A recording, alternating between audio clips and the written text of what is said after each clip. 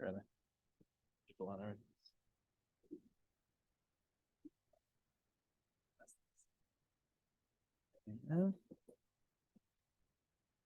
Okay.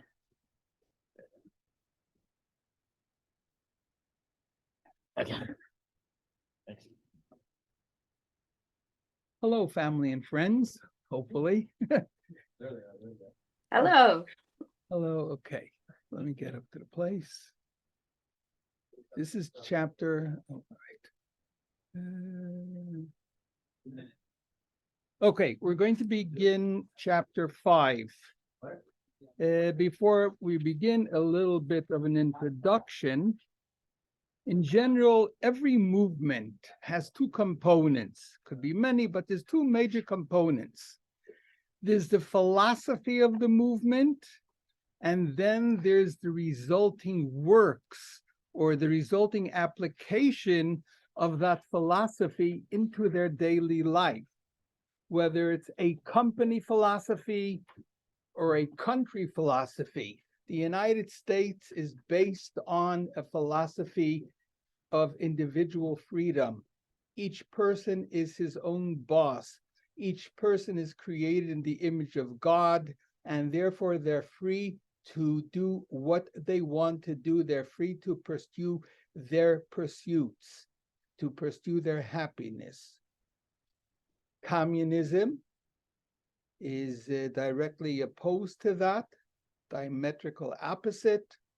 They are based on the collective. Nobody is anything. Everybody is only for the community. Of course, the leaders of that community always make out like bandits and are bandits.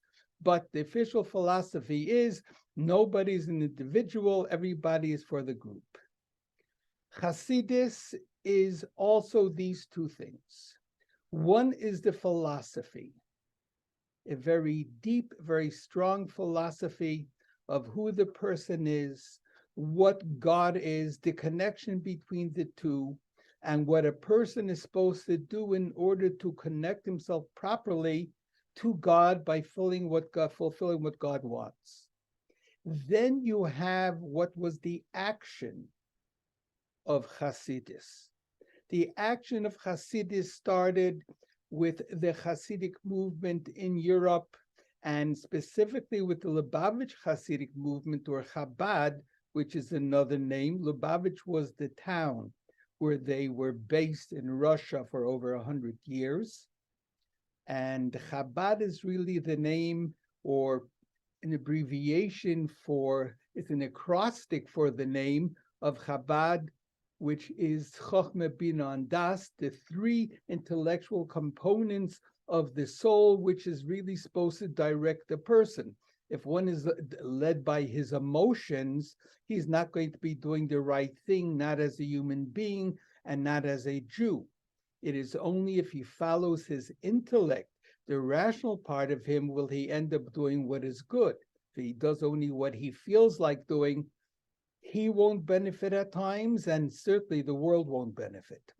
So the philosophy of Chabad is, as we mentioned, a connection to God, understanding of godliness, and an understanding of what makes up the Jewish soul to be able to connect them to God.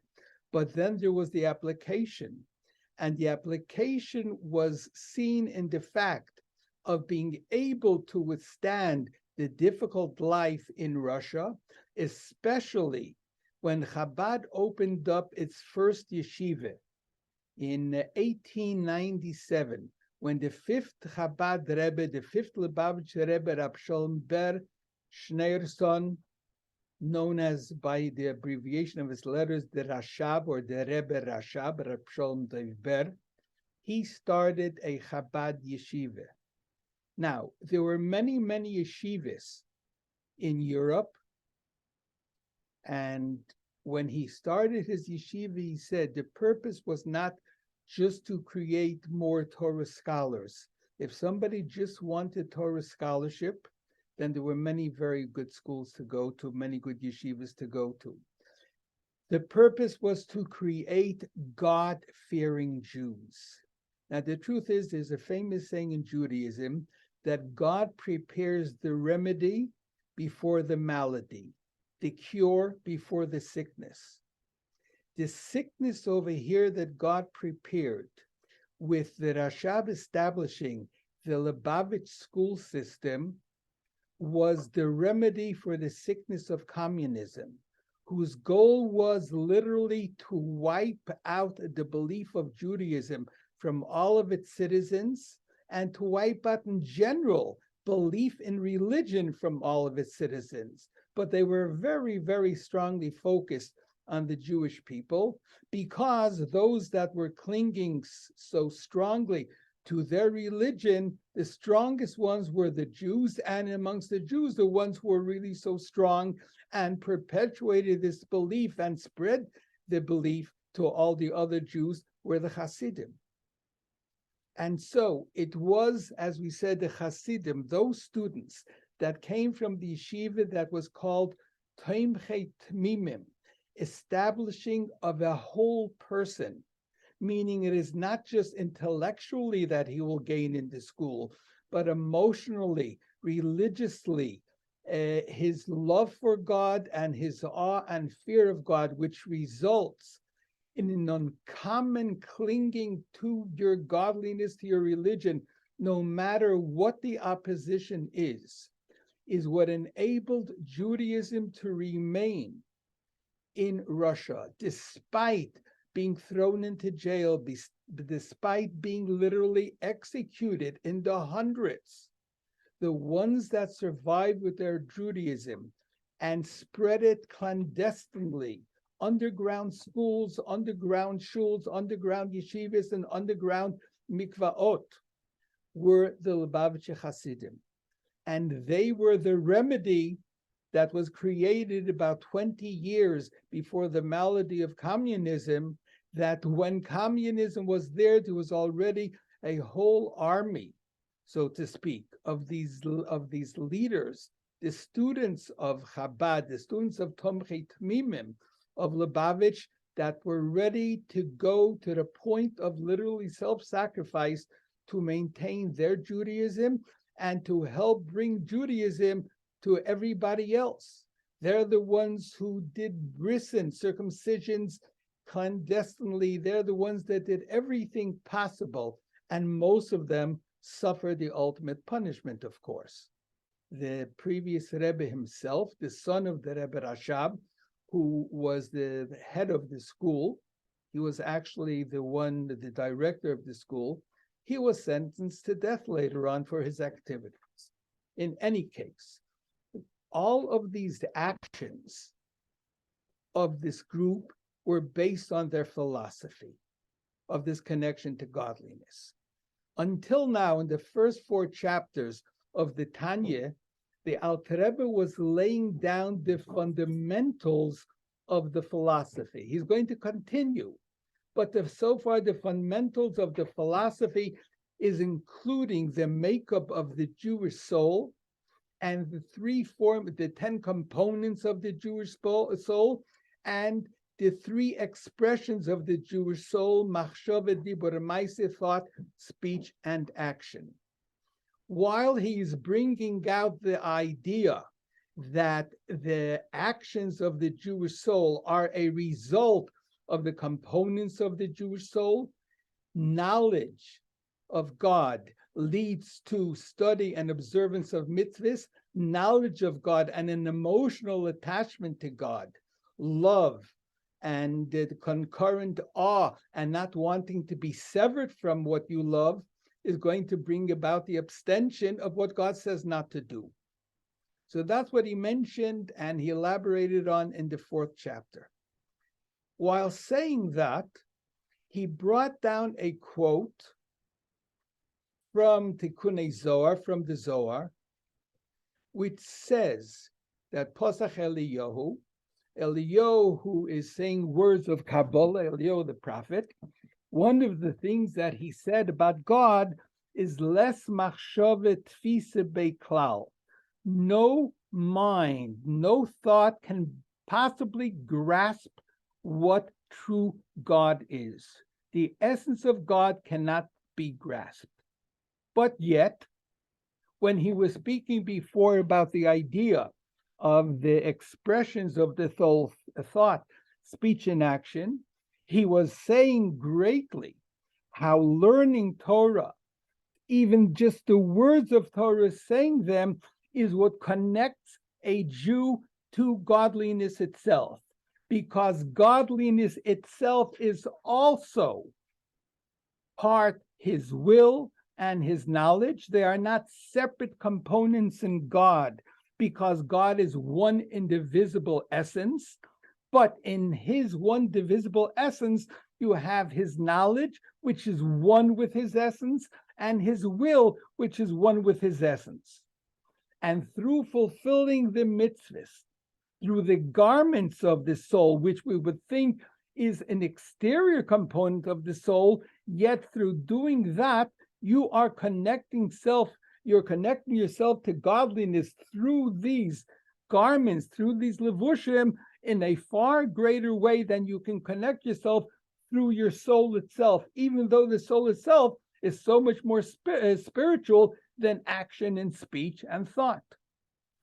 In this chapter, he's going to go off a little bit on what he was speaking until now, the components of the soul and the garments of the soul, the character of the Jewish person, and he's going to explain to a lot deeper degree this idea, what it says, as we quoted before, les machshavit fisabei, nobody can grasp him.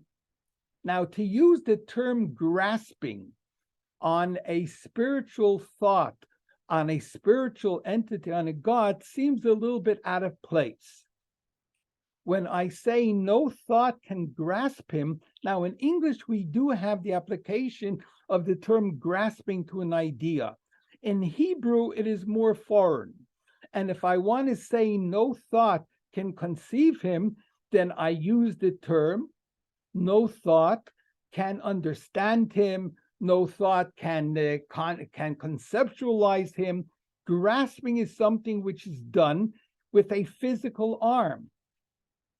It's as if somebody would say, this room where so many scholars are learning is so full of thoughts that the walls are literally bursting at the seams.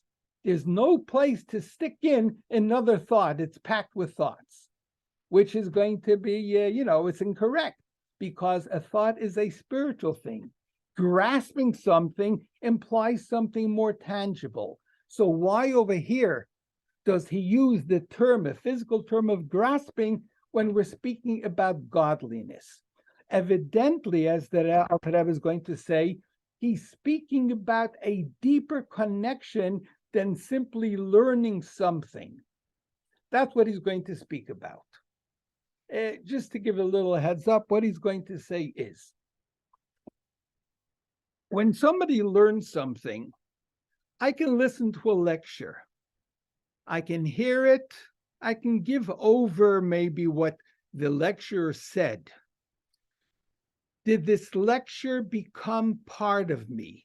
Do I agree with it completely? Do I feel it? Not necessarily. It is a knowledge, I know it is, but it is not me. It didn't become my identity. It didn't become part of my identity. It didn't even become part of my world knowledge as part of me. Something that I learn, and it resonates within me, and it is completely logical and true by me. It is not something which is now an external part of me, that there's me and there's something that I know. No. What I know so intensely that it is literally part of my being. And over here he says, in such a knowledge, I really have a double connection. How do I have this double connection? If I learn, if I am completely involved in learning a subject, I am completely immersed in it. So I am so immersed in this subject that I am completely oblivious to anything else. If I am learning something that I'm really involved in, nothing can go on around me that I even notice, because I'm completely immersed in this idea. At the same time, the idea becomes immersed in me, because the idea becomes, as we said, part of who I am. This is now part of my consciousness. It is not just part of my knowledge. I can have something that I know. I can learn a language, and when I need it, I could use it. I don't automatically think in that language. I'm not automatically going to express myself in that language. It is not part of me. It is a knowledge that I have. Something that becomes part with me, that is this double connection. I immersed in it, and the knowledge is actually immersed in me. This is what he's going to say, is what he refers to by, through our learning Torah, and our learning Torah in the sense that I understand it, it becomes part of me. I grasp it. It actually becomes part of my being. And this, he's going to say, is something special, a special component, a special feature which is found in learning Torah that is not found in the other mitzvahs.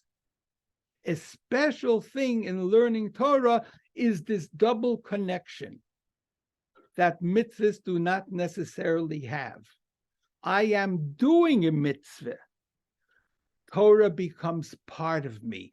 The will and the understanding of God, which is the Torah and the mitzvahs, literally becomes part of me. I become one with that godliness. That is what's so special about the learning Torah.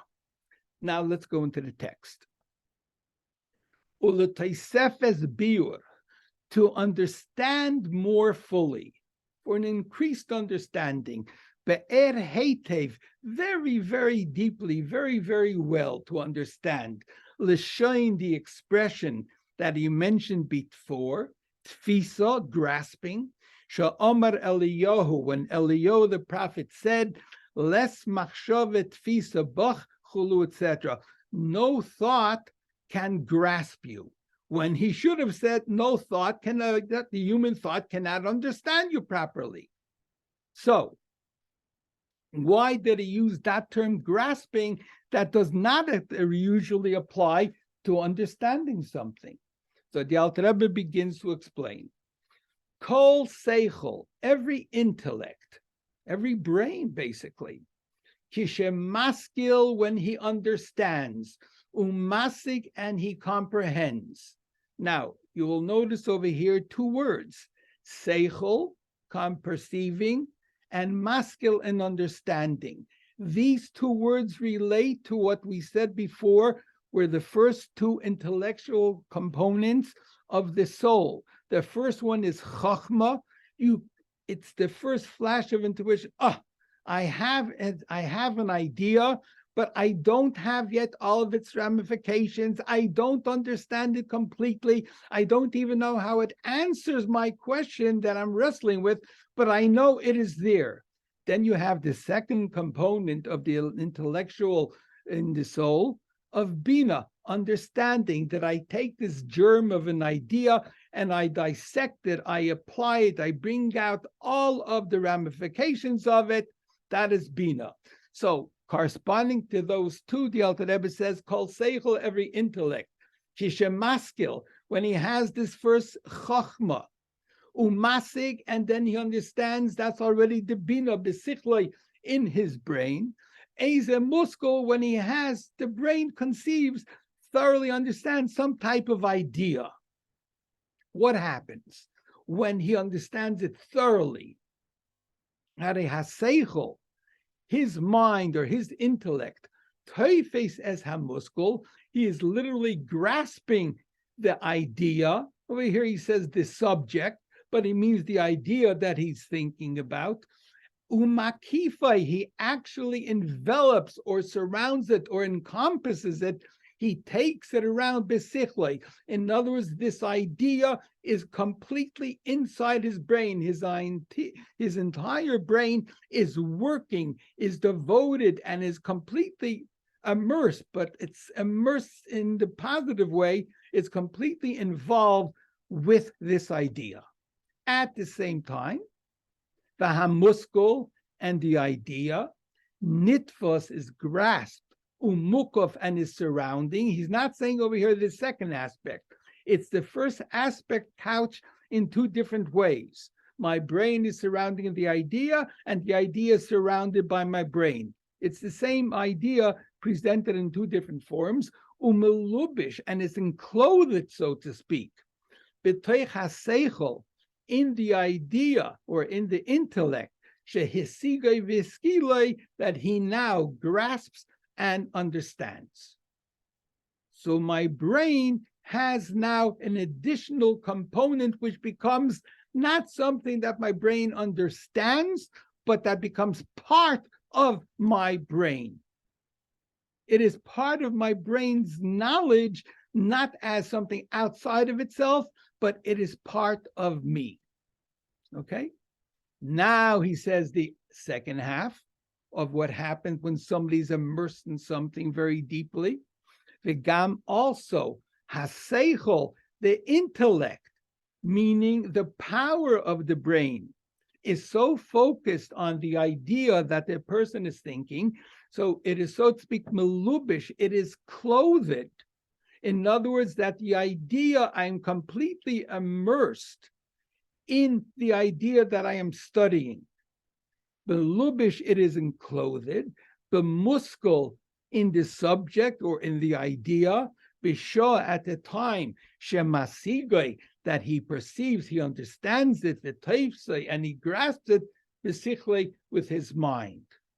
So over here, he's bringing out the second component. My mind is completely immersed in what I am thinking. I am nothing else. I remember reading years ago an article. There was a Jewish scientist. I don't remember. I think his name was Greenberg, probably in the late 40s, early 50s. A brilliant fellow, short, a hunchback, but a brilliant fellow. He was a professor. He would get involved in something that he was studying, in something more than just studying. He was coming up with different theories and ideas. He can be down in his basement literally for days on end, not coming up to eat, not coming up to sleep or do anything else. It's as if his entire being literally was immersed in what he was studying, and therefore nothing else, no other function of his body was, or of his soul in a sense, was at that time important to him. He wouldn't hear anything, he wouldn't see anything. He was completely immersed in what he was coming up with and the ideas that he was studying.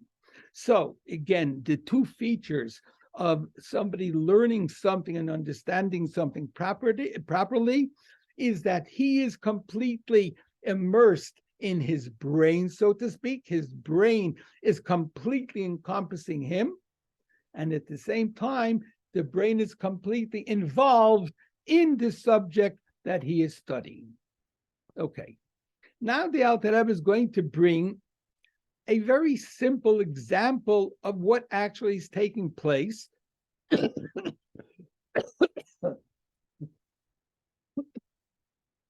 Excuse me. In an application, when somebody's actually studying something of Torah. Derech mashal, for instance, Shisha Adam Mavin Umasik Eza Halacha. When somebody understands or he's comprehending Eza Halacha, some law, a specific law, b'mishnah, in Mishnayot, which is the source of the halachas, or b'gemara in the Talmud, which is an elaboration and an application of the Mishnah. And later this came down more succinctly in the Shulchan Aruch, in the different codes of Jewish law, from Maimonides, from Rabbi Yosef Cairo, from the Alter Rebbe. And if he understands something, la'ashura, properly, clearly, al-burya, thoroughly. In other words, if he understands it superficially, it doesn't become part of him. To understand something properly, that this is a fact. In other words, to say 2 + 2 = 4. When I learn that and I try it out, physically I do it, I see this is empirical fact. It's not that, oh yeah, I have knowledge that 2 + 2 is 4.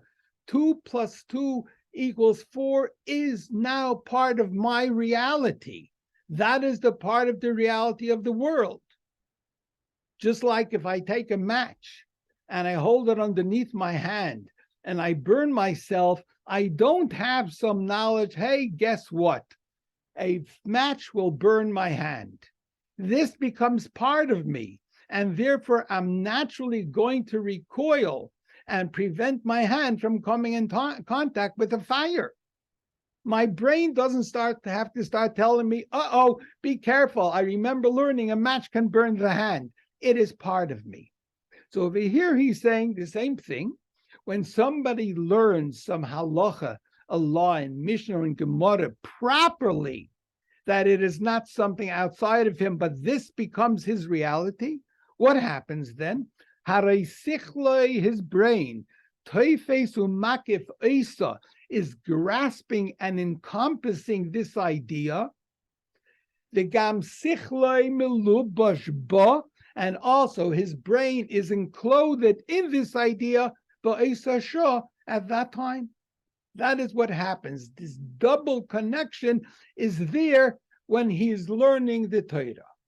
Now, the fact is, as we just pointed out, such a type of a connection can happen when I am learning 2 + 2 = 4. Such a connection also happens when I am lighting a match and holding a match or a Bunsen burner under my hand. There's this double connection. I'm immersed in it and it is surrounding me. However, when we are dealing over here, when the knowledge is literally part of God's will and God's knowledge, and God's will and God's knowledge, as we said many times, is part of God, what am I connecting to now with this double connection? God's will and God's knowledge, which is one with God. And that is the only way that we can be so intimately connected with God. This is the only way that we can actually grasp God. It is such a strong connection because this godliness that I'm grasping is becoming part of me. That's what he's going to say now. Vehine. Now, halacha zu, this law from Mishnah or Gemara that he just learned properly. It's not just a law. It is the wisdom and the will of God. This is how God sees it. This is how God wants it. What does it mean? We know a law is something down here on earth. You're allowed to do this. You're not allowed to do that. If somebody has a case that has to go to a bet din, a Jewish court of law, and he goes to the court, he lays down his argument, and his opponent lays down their argument. Now, two people are arguing, each one putting out forth how he sees it. Now, the fact is, one of them is going to be incorrect. He perceives it as the right way. This is how he saw it, maybe. Or he may even be lying. And yet, the halacha, the law which comes from God, says this is what the law is. Now, does this mean that God knew that these two people are going to come and one guy is going to lie, or maybe not lie, have a wrong perception of something, and the other guy is going to be telling the truth. And God said, in this case, I want you to do this, which means that God is basically basing his knowledge on what we are doing, which is a little bit strange. Why? Because then it comes out that God's knowledge is from something outside of himself, so to speak. If I know something from some external stimuli, it is not really coming from me. It is my reaction to an external stimuli. We just said that Torah and mitzvahs is God's knowledge and is God's will. God's knowledge and will cannot be a result of an external stimuli. It is a result of God himself. So how could it be a result of a stimuli? So this we have to explain. And we mentioned this before. If you remember, we said that Torah is compared to water. That just like water descends from a high elevation down to a lower elevation, and it is the same water, the same way the Torah is the same essence of godliness, however, contracted to such a degree that it comes out in a form of a cow, a piece of leather, or whatever. So it doesn't mean that God's thought was in the original form of two people are fighting, one guy is lying, or if a cow gores another cow, if an ox gores a cow, this is what it is. God's knowledge and God's halacha and will is on a completely spiritual level.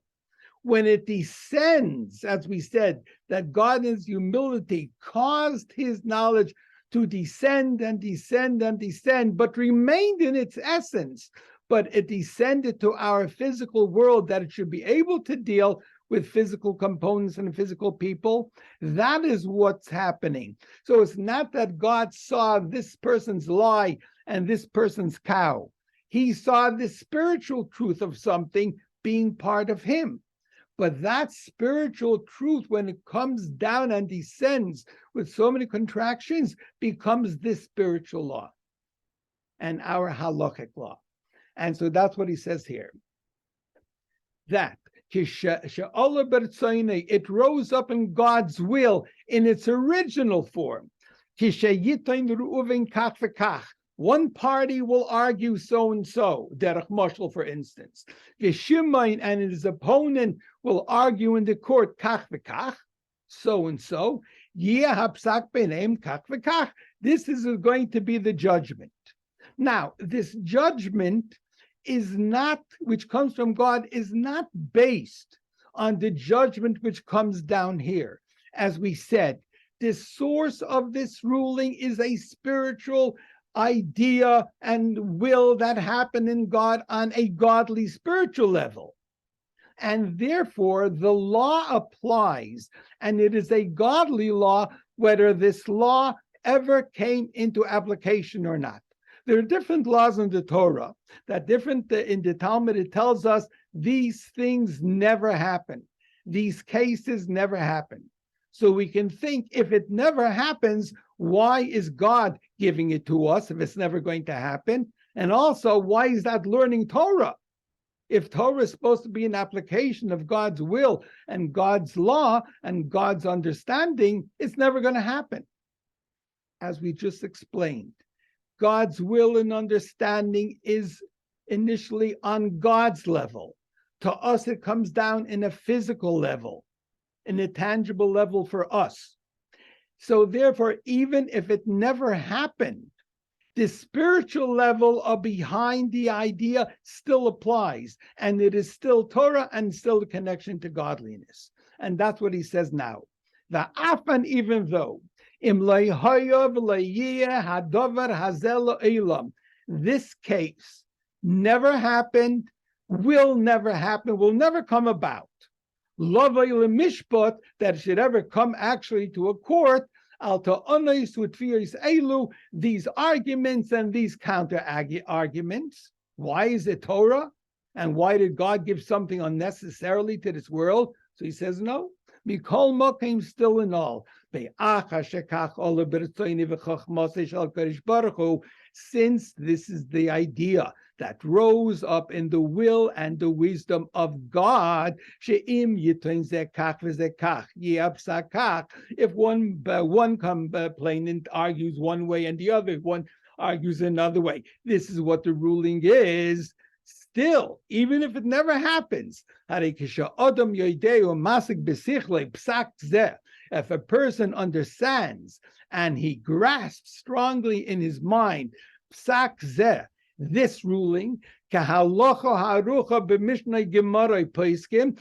the ruling which is given down in the Mishnah or the Gemara or the codifiers.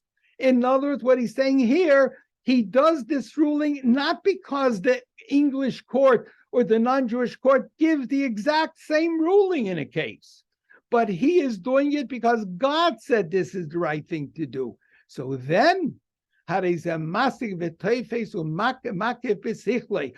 grasps and he holds on to and he surrounds with his mind the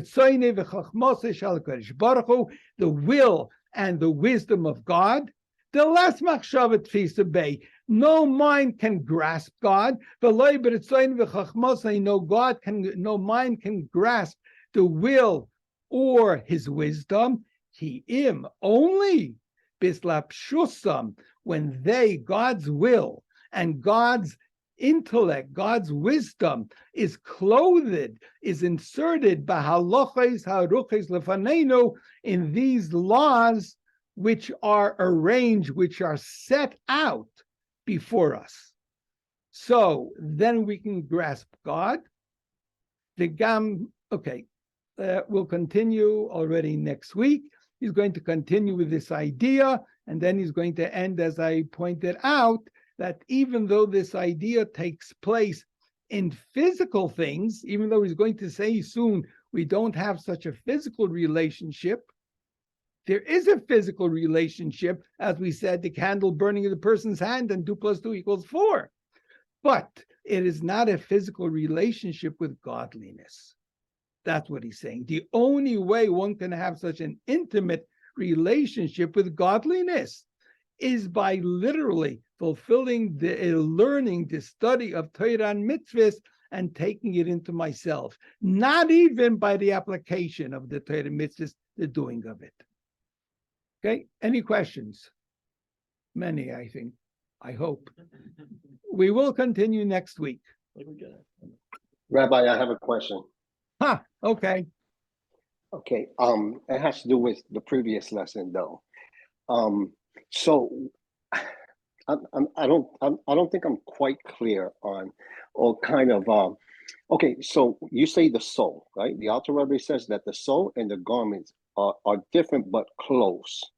Yes. And the way the soul expresses itself is through the garments. Yes. And from the garments expresses outwardly as the thought, speech, and action.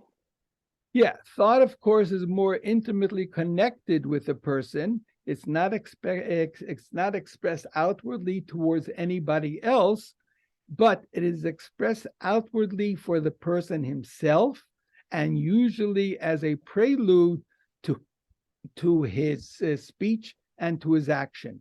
You're not going to have speech, hopefully, without the thought. Yes, people can speak without thinking, as they often do, but that's not called speaking, that's called prattling. Speaking is really when it's an extension or a garment, so to speak, of the thought.